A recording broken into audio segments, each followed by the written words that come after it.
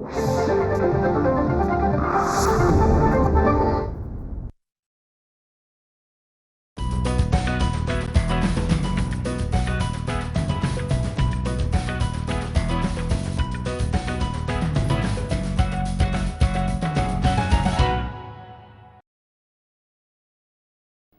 की बात या कार्यक्रमाच्या आजच्या विशेष भागात आपल्यासोबत संवाद साधणार आहेत अमेरिकेचे राष्ट्राध्यक्ष बराक ओबामा. गेल्या काही महिन्यांपासून मन की बात या कार्यक्रमाद्वारे मी आपल्याशी हितगुज करतोय, पण आजच्या भागाचं वैशिष्ट्य म्हणाल तर देशाच्या कानाकोपऱ्यातून असंख्य नागरिकांनी संकेतस्थळाच्या माध्यमातून मला प्रश्न विचारले आहेत. यातले बहुतेक प्रश्न राजकारण, परदेश धोरण, आर्थिक धोरणाशी संबंधित आहेत. परंतु असेही काही प्रश्न आहेत जे थेट हृदयाला भिडणारे आहेत, आणि या प्रश्नांच्या माध्यमातून देशातल्या सामान्यातल्या सामान्य नागरिकापर्यंत पोहोचायची मला संधी मिळाली आहे. एखाद्या वार्ताहर परिषदेत किंवा बैठकांमध्ये विचारल्या जाणाऱ्या प्रश्नांऐवजी थेट हृदयाचा ठाव घेणाऱ्या प्रश्नांवर आपण चर्चा केली तर नक्कीच नवी ऊर्जा आपल्याला मिळेल. म्हणूनच हे प्रश्न माझ्या दृष्टीनं विशेष महत्त्वाचे आहेत. आपल्यापैकी काही जणांच्या मनाला सतत एक प्रश्न पडत असतो की बराकचा अर्थ काय. म्हणून मी सुद्धा बराक शब्दाचा अर्थ शोधत होतो. त्यात मला असा संदर्भ सापडला की आफ्रिकन देशांमध्ये स्वाहिली भाषा प्रचलित आहे, आणि स्वाहिली भाषेत बराकचा अर्थ ज्याला आशीर्वाद प्राप्त झाला आहे. बराक या नावाबरोबरच ही आशीर्वादरूपी अनमोल भेट मला वाटतं त्यांच्या कुटुंबानं त्यांना दिली आहे. मला या गोष्टीचाही आनंद झाला आहे की आफ्रिकन देशांमध्ये उबंतू लोक प्राचीन विचारांचं अनुकरण करतात. सर्व मानव एक समान आहेत असे हे विचार आहेत, आणि ते म्हणतात ज्यात तू आहेस त्यात मी आहे, कारण आपण दोघं एक आहोत. मला वाटतं की स्थळ काळाचं अंतर असूनही आपल्या भारतात वसुधैव कुटुंबकमची म्हणजेच ही पृथ्वी हीच कुटुंब आहे ही धारणा आपण जोपासतो. तीच भावना शेकडो कोस अंतरावर असलेल्या आफ्रिकेच्या जंगलातही अनुभवायला मिळते. परस्परांमध्ये दृढतेचे अतूट बंध निर्माण करणारी ही अनमोल ठेव आपल्याला आपल्या पूर्वजांकडून वारसा म्हणून मिळाली आहे. जेव्हा आपण महात्मा गांधींबद्दल चर्चा करतो तेव्हा मला हेनरी थोरोची गोष्ट आठवते, ज्यांच्याकडून गांधीजींनी आज्ञाभंगाची शिकवण घेतली होती. आणि जेव्हा आपण मार्टिन ल्यूथर किंग किंवा ओबामांबद्दल चर्चा करतो तेव्हा त्यांच्या तोंडून गांधींचा उल्लेख आदरानं केला जातो. याच गोष्टी आहेत ज्या जगाला जोडतात. आज बराक ओबामा आपल्याबरोबर आहेत. सुरुवातीला मी त्यांना विनंती करतो की त्यांनी आमच्या समस्त श्रोत्यांना 4 शब्द सांगावेत, आणि मग आपण दोघे मिळून श्रोत्यांशी थेट संवाद साधूया. त्यात माझ्यासाठी असलेल्या प्रश्नांची उत्तरं मी देईन आणि बराकसाठी असलेल्या प्रश्नांची उत्तरं ते देतील. मी पुन्हा एकदा राष्ट्राध्यक्ष ओबामांना विनंती करतो की त्यांनी आपले विचार मांडावेत. नमस्ते. सर्वप्रथम धन्यवाद प्रधानमंत्री नरेंद्र मोदी.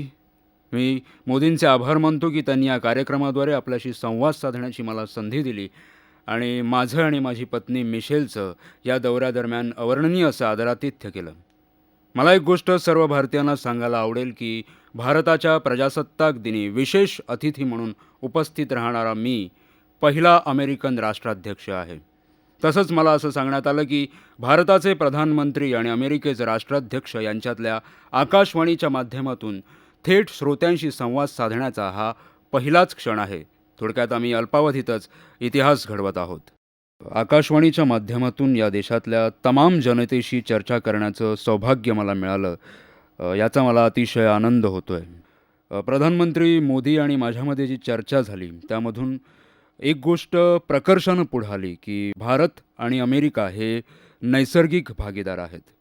कारण या दोन देशांदरम्यान बऱ्याच गोष्टींमध्ये साधर्म्य आहे. या दोन्ही देशांमध्ये महान लोकशाहीची परंपरा आहे, कल्पक अर्थव्यवस्था आहे. वैयक्तिक विकासाकडे दोन्ही देशांचा कल आहे. भारतीय वंशाचे अमेरिकन नागरिक ज्यांची कुटुंब भारतात आहेत आणि इथला सांस्कृतिक ठेवा, रीती, परंपरा ते तिथे जोपासतात. त्यामुळे दोन्ही देश हे परस्परांशी जोडले गेले आहेत. अशा या दोन देशांमध्ये परस्पर नातेसंबंध दृढ करण्यासाठी प्रधानमंत्री मोदी जपत असलेल्या ठोस बांधिलकीसाठी मी त्यांची जेवढी स्तुती करेन तेवढी थोडीच आहे. दारिद्र्य निर्मूलन, महिला सबलीकरण, विजेची उपलब्धता, स्वच्छ ऊर्जा आणि पायाभूत सुविधा तसंच शिक्षण क्षेत्रातील गुंतवणूक याबाबत प्रधानमंत्री मोदींनी केलेल्या कार्यामुळे अमेरिकेतले नागरिक खूपच प्रभावित झाले आहेत. या सर्व मुद्द्यांवर दोन्ही देश भागीदार व्हावेत हे आमचं स्वप्न आहे. कारण अमेरिकेतल्या नागरिकांना शिक्षणाच्या सर्वाधिक चांगल्या संधी देणं तसंच प्रत्येक कामगाराला कामाचा योग्य तो मोबदला मिळावा आणि कामाची हमी मिळावी, प्रत्येकाला पुरेशा आरोग्य सुविधा मिळाव्यात यासाठी मी अथक परिश्रम घेत आहे. हे सर्व प्रश्न इथेही सारखेच आहेत आणि प्रधानमंत्री मोदी अतिशय काळजीपूर्वक ते हाताळत आहेत. मला वाटतं या सर्व मुद्द्यांमध्ये एक समान धागा आहे जो आपल्याला गांधीजींच्या विचारांशी एकरूप व्हायला भाग पाडतो आणि तो म्हणजे मानवसेवा. मानवसेवा हीच ईश्वर सेवा, कारण देव प्रत्येकाच्या हृदयी वसला आहे. म्हणूनच मी नातेसंबंधात इतका आग्रही आहे. याच मानवतेच्या मूल्यांवर जर भारत आणि अमेरिका जगाच्या पटावर एकत्र आले तर केवळ या दोन देशातलेच नव्हे तर संपूर्ण जगातले नागरिक अधिक संपन्न, सधन होतील. तसंच त्यांच्या जीवनात सुख, शांती नांदेल आणि भविष्याबद्दल ते निर्भर होतील. आज या कार्यक्रमाच्या माध्यमातून माझे विचार आपल्यासमोर मांडण्याची प्रधानमंत्र्यांनी मला जी संधी दिली त्याबद्दल मी पुन्हा एकदा त्यांचे आभार मानतो. बराक, आजचा पहिला प्रश्न आहे तो तुमच्यासाठी, जो मुंबईहून राज यांनी विचारलाय. त्यांचा प्रश्न आहे की तुमचं तुमच्या मुलींबद्दल असलेलं प्रेम सगळ्या जगाला माहिती आहे, पण तुम्ही तुमच्या मुलींना भारताविषयीचे तुमचे अनुभव कसे सांगाल आणि त्यांच्यासाठी भारतातून काही खरेदी करण्याचा तुमचा मानस आहे का? त्यांना आता माझ्याबरोबर भारतात येण्याची खूप इच्छा होती. त्यांना भारताविषयी नेहमीच अप्रूप वाटतं, पण जेव्हा जेव्हा मी इथे यायचं ठरवतो तेव्हा नेमकी त्यांची शाळा सुरू असते आणि त्या शाळा बुडवून येऊ शकत नाहीत. आणि माझी मोठी मुलगी मालिया हिची तर नुकतीच परीक्षाही होती. भारतीय इतिहास आणि संस्कृतीचा पगडा त्यांच्यावर आहे आणि मला वाटतं माझ्या प्रभावामुळे भारतीय स्वातंत्र्य लढा आणि विशेष करून गांधीजींच्या अहिंसावादी तत्त्वांनी माझ्या मुली अतिशय प्रभावित झाल्या आहेत. म्हणूनच आता मायदेशी परतल्यानंतर मी त्यांना सांगणार आहे की तुमच्या कल्पनेप्रमाणेच भारत हा अतिशय सुंदर देश आहे आणि मला खात्री आहे की त्या आग्रह करतील की तुमच्या पुढच्या भारत भेटीदरम्यान तुम्ही आम्हालाही घेऊन चला. ही गोष्ट कदाचित माझ्या राष्ट्राध्यक्षपदाच्या कार्यकाळात शक्य नसेल, परंतु त्यानंतर नक्कीच मी सहकुटुंब भारतात येऊन त्यांच्यासाठी काही खरेदीही करेन. अर्थात मी कधी स्वतः दुकानात जाऊन खरेदी करू शकत नाही, म्हणून माझे सहकारी ते काम करतील आणि या कामी मी माझ्या पत्नीचा, मिशेलचा सल्ला नक्कीच घेईन, कारण मुलींना काय आवडेल याची तिला निश्चित चांगली जाण आहे. बराक यांनी आत्ताच सांगितलं की ते पुढच्या वेळी भारतात येताना मुलींना घेऊन येतील. माझं आपल्याला खास निमंत्रण आहे की राष्ट्राध्यक्ष कार्यकाळातही आपण यावं आणि त्यानंतरही यावं. भारत आपलं आणि आपल्या कन्यांचं स्वागत करायला नेहमीच उत्सुक असेल. महाराष्ट्रातल्या पुण्याहून सानिका दिवाण हिनं मला एक प्रश्न विचारलाय. ती म्हणते की तुम्ही बेटी बचाओ बेटी पढाओ हे अभियान सुरू केलंय, त्यातही तुम्ही ओबामांची मदत मागितली आहे का? सानिकाजी, तुम्ही खरंच खूप चांगला प्रश्न विचारलाय. भारतात लिंग गुणोत्तरामुळे खूप मोठी चिंता भेडसावत आहे. दर हजारी स्त्रियांचं प्रमाण पुरुषांच्या तुलनेत कमी आहे आणि याचं मुख्य कारण म्हणजे मुलगा आणि मुलगी यांच्याकडे बघण्याचा समाजाचा दृष्टिकोन. मी ओबामांकडून मदत मागितली काय किंवा न मागितली काय, त्यांचं जीवनच एक प्रेरणास्त्रोत आहे. ज्याप्रमाणे ते त्यांच्या दोन्ही मुलींचं संगोपन करतात, त्यांच्याविषयी त्यांना अभिमान वाटतो, त्यावरून हे स्पष्ट होतं. आपल्या देशातही अशी काही कुटुंब तुमच्या पाहण्यात असतील, जिथं फक्त मुलीच आहेत, मुलगा नाही, आणि तरीही ते कुटुंब मुलींना अतिशय सन्मानपूर्वक लहानाचं मोठं करतात, त्यांना आत्मनिर्भर बनवतात. मला वाटतं ही प्रेरणाच आपली ताकद आहे. आणि तुम्ही प्रश्न विचारलाच आहे, तर मी एवढंच सांगेन की बेटी बचाना, बेटी पढाना हे सामाजिक कर्तव्य आहे, सांस्कृतिक कर्तव्य आहे. इतकंच नव्हे तर ती मानवाची जबाबदारी आहे आणि ती प्रत्येकानं पूर्ण केली पाहिजे. बराक, तुमच्यासाठी दुसरा प्रश्न आहे, तो गुजरातमधल्या अहमदाबाद इथून डॉक्टर कमलेश उपाध्याय यांचा. ते म्हणतात की तुमची पत्नी लठ्ठपणा आणि मधुमेहावर मात करण्यासाठी व्यापक कार्य करतात. भारतातही हे आजार मोठ्या प्रमाणावर वाढत आहेत.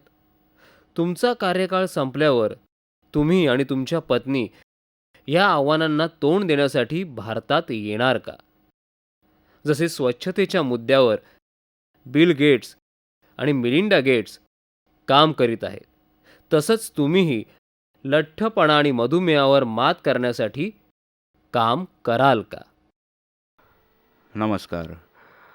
आम्ही भारतातल्या विविध संस्था तसंच सरकारी आणि निमसरकारी संस्थांसोबत आरोग्यांच्या तक्रारी संदर्भात तोडगा काढण्यासाठी भागीदारी करण्याबाबत विचारधीन आहोत आणि यात ओबेसिटी म्हणजेच लठ्ठपणावरही मार्ग काढणार आहोत.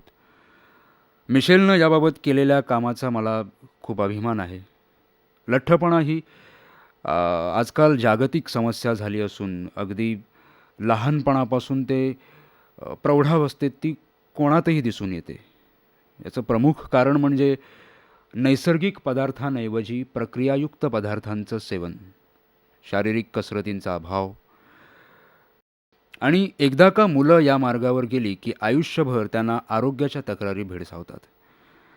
म्हणूनच आम्हाला भारताबरोबर जागतिक स्तरावर या लठ्ठपणावर उपाययोजना करायच्या आहेत.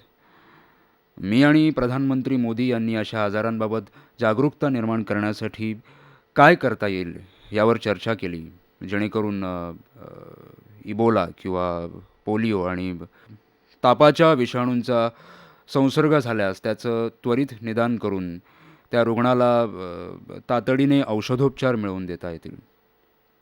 यामुळे त्या आजाराचं साथीमध्ये रूपांतर होणार नाही, त्याला वेळीच अटकाव होईल.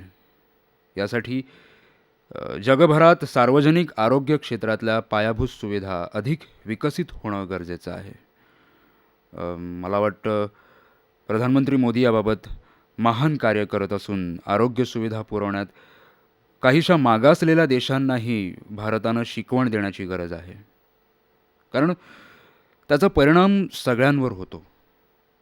जर मुलं आजारी असतील तर त्यांचं शाळेत लक्ष लागणार नाही आणि त्यांची अभ्यासातली प्रगती मंदावेल.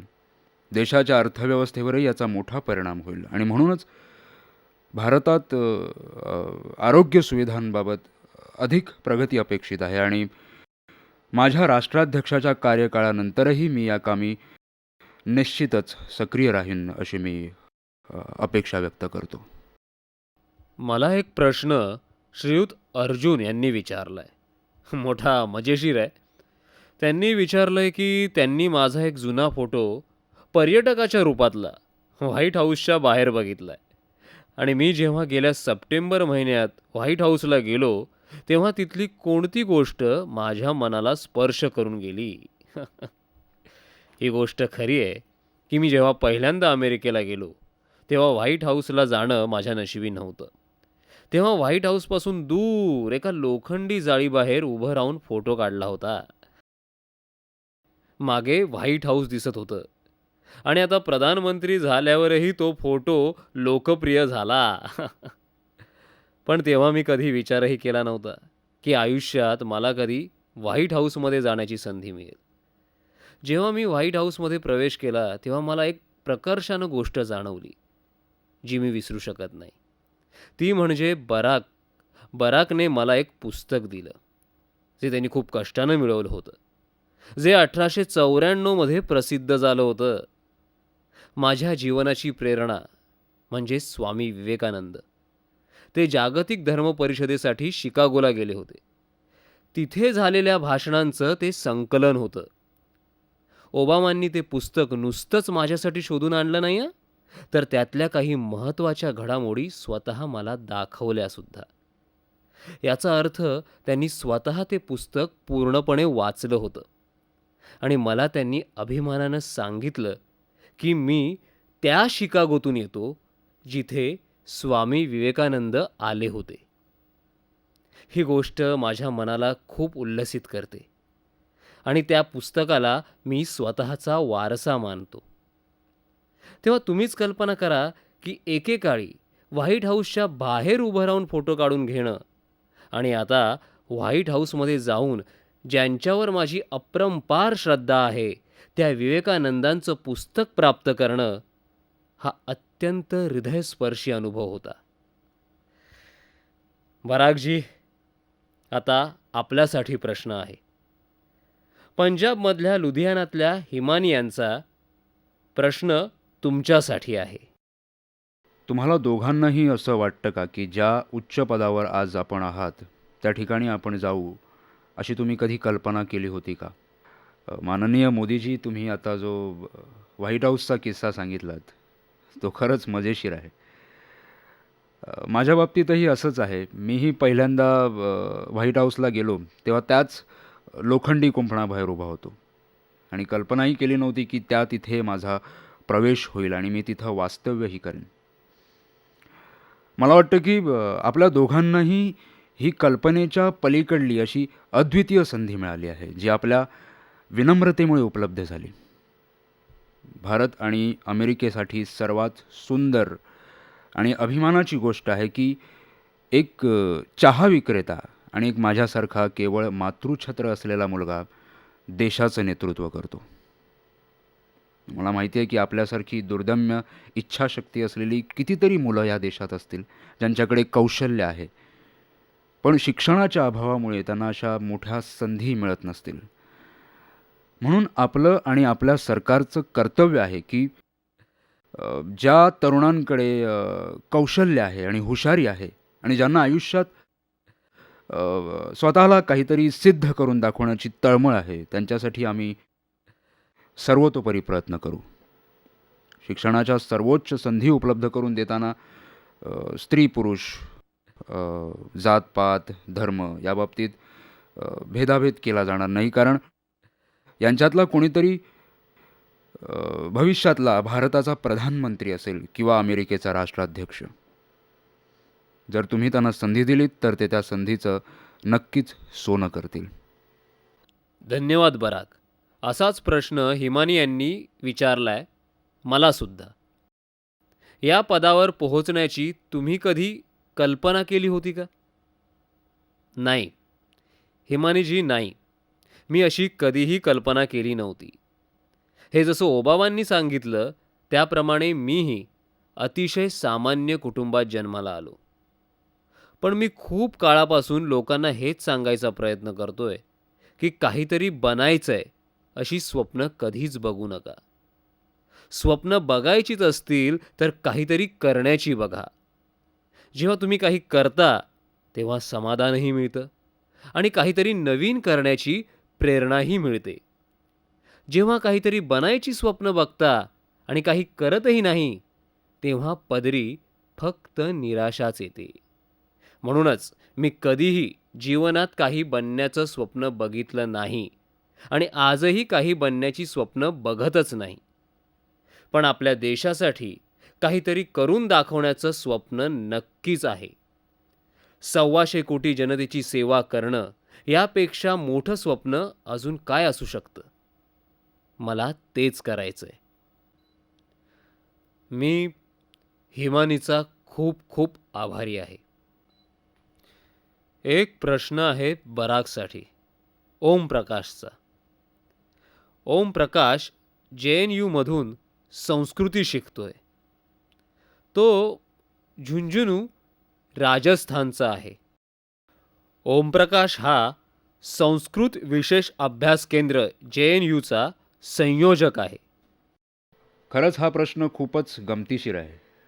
ओमप्रकाशजी म्हणतात की सध्याची तरुण पिढी ही जागतिक नागरिक आहे. त्याला स्थळ सीमारेषेचं बंधन नाही. अशावेळी आपल्या नेतृत्वाची तसंच सरकारची भूमिका काय? मला वाटतं हा अतिशय महत्त्वाचा प्रश्न आहे.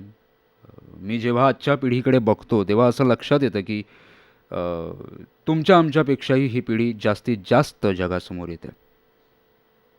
सारं जग जणू काही त्यांच्या बोटांवर नाचतंय. मोबाईलद्वारा ते हवी ती माहिती, छायाचित्र मिळवू शकतात आणि त्यांचं असं म्हणणं आहे की नुसतं सरकार किंवा नेत्यांनी त्यांच्यावर राज्य करू नये, तर त्यांच्यापर्यंत स्वतः पोहोचावं आणि त्यांच्याशी संवाद साधावा.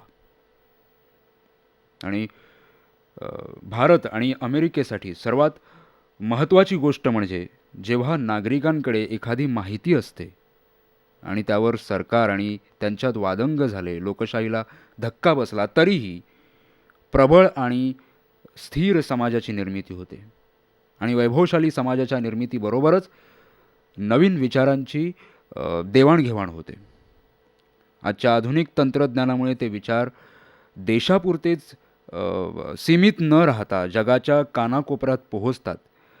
आणि म्हणूनच मला गाढा विश्वास आहे की भारत आणि अमेरिका हे देश नागरिकांच्या माहितीचा सारासार विचार करून त्यावर नियंत्रण मिळवण्यात यशस्वी होतील.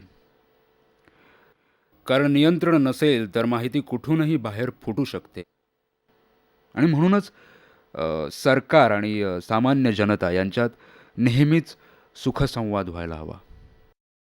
जो प्रश्न ओबामांना विचारला गेला आहे त्याच प्रश्नावर मीही उत्तर द्यावं अशी ओमप्रकाशजींची अपेक्षा आहे. ओबामांनी दिलेलं उत्तर अतिशय प्रभावी आहे. मी एवढंच म्हणेन की एकेकाळी फक्त साम्यवादी विचारधारेने प्रेरित लोक होती. ते नेहमी लोकांना आवाहन करत की जगातल्या कामगारांनी एकजूट व्हा, एकजूट व्हा.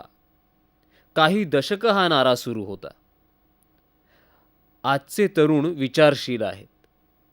आजच्या तरुणांचे विचार बघून मी म्हणेन की तरुणांनो, जगाला एकसंध करा. आजच्या तरुणांमध्ये ही ताकद आहे आणि ते हे करू शकतात. पुढचा प्रश्न आहे मुंबईहून सनदी लेखापाल पिकाशू मोथा यांचा. ते मला विचारतायत की तुम्ही कोणत्या अमेरिकन नेत्याबाबत प्रभावी आहात. जेव्हा छोटा होतो तेव्हा हिंदुस्थानमधल्या वृत्तपत्रांमधून केनेडीचा फोटो बघायचो. त्यांचं व्यक्तिमत्व खूपच प्रभावी होतं. पण तुम्ही विचारलंय कुणी प्रभावित केलंय. मला लहानपणापासून वाचनाची खूप आवड होती आणि मला बेंजामिन फ्रँकलिनचं जीवनचरित्र वाचण्याची संधी मिळाली. 1700च्या काळातली गोष्ट. ते अमेरिकेचे राष्ट्राध्यक्षही नव्हते, पण ते चरित्र इतकं प्रेरणादायी आहे की एक व्यक्ती स्वतःच्या आयुष्याला कलाटणी देण्यासाठी अतिशय परिश्रम घेते. म्हणजे झोप जास्त येत असेल तर ती कमी करण्यासाठी काय करता येईल, जास्त खावंसं वाटत असेल तर कमी खाण्याकडे मन कसं वळवायचं, कामात असताना मित्रांना वेळ देता येत नाही म्हणून नाराज झालेल्या मित्रांना कसं पटवायचं, अशा प्रकारच्या अनेक छोट्या छोट्या गोष्टींवर त्यांनी आपल्या आत्मचरित्रात प्रकाश टाकला आहे. मी तर प्रत्येकाला सांगतो की बेंजामिन फ्रँकलिनचं आत्मचरित्र प्रत्येकानं वाचायलाच हवं.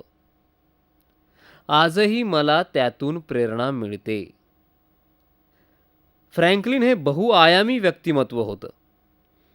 ते राजकारणी होते, राजकीय विश्लेषक होते, तसंच सामाजिक कार्यकर्ता सुद्धा होते आणि अगदी सामान्य परिवारातून आले होते. त्यांचं शिक्षणही अर्धवट झालं होतं. परंतु त्यांनी आजही अमेरिकेच्या विचारांवर आपली छाप उमटवलेली आहे. मला त्यातून सतत प्रेरणा मिळाली आहे. आणि माझ्याप्रमाणेच तुम्हीही त्यांचं हे आत्मचरित्र जरूर वाचाल.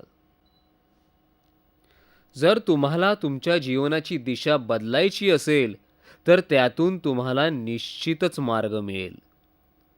अनेक छोट्या छोट्या गोष्टींमधून ते तुमच्या लक्षात येईलच. माझा विश्वास आहे माझ्या इतकीच प्रेरणा तुम्हाला सुद्धा मिळेल.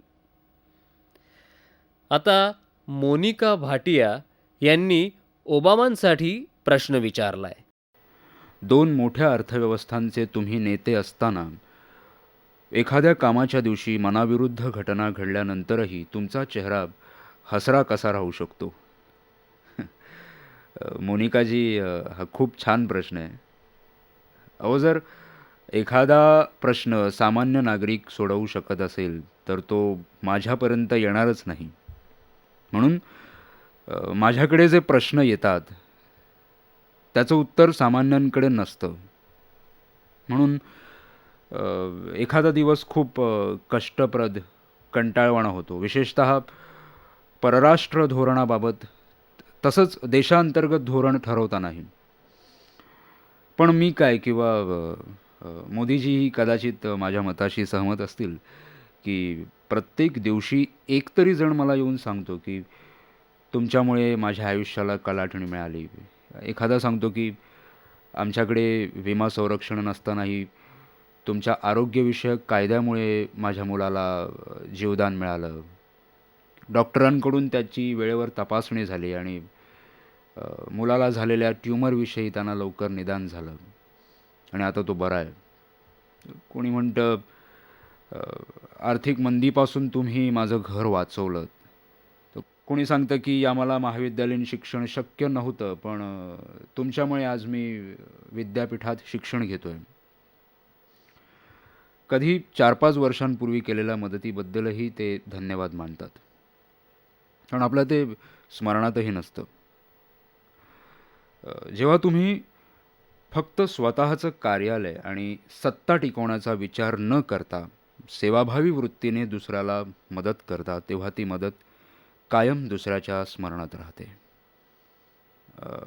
आणि त्यावेळी मिळणारं समाधान हे अवर्णनीय असतं.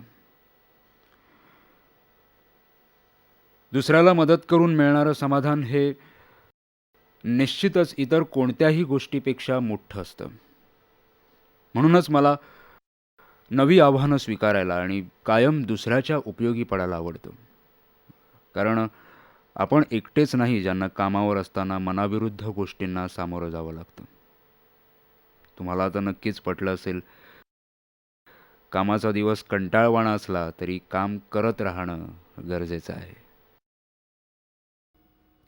खरोखर बराक यांनी माझ्या मनातली गोष्ट सांगितली. आपण भलेही कोणत्याही पदावर असो, परंतु आपण आधी माणूस आहोत. छोट्या छोट्या गोष्टीच आपल्याला नवी उमेद देतात. मीही माझ्या आयुष्यातली एक गोष्ट सांगतो. मी आयुष्यात खूप वर्षांपर्यंत माधुकरी मागत होतो. लोकांच्या घरी मला जेवण मिळायचं. जो कोणी मला बोलवेल तो मला खाऊ पिऊ घालायचा. एके दिवशी एक कुटुंब मला त्यांच्या घरी जेवायला यायचा खूप आग्रह करत होतं, पण मी जायचो नाही. ते कुटुंब गरीब होतं. मला वाटलं त्यांच्याकडे जेवायला गेलो तर उगीच त्यांच्यावर अधिक ओझं होईल.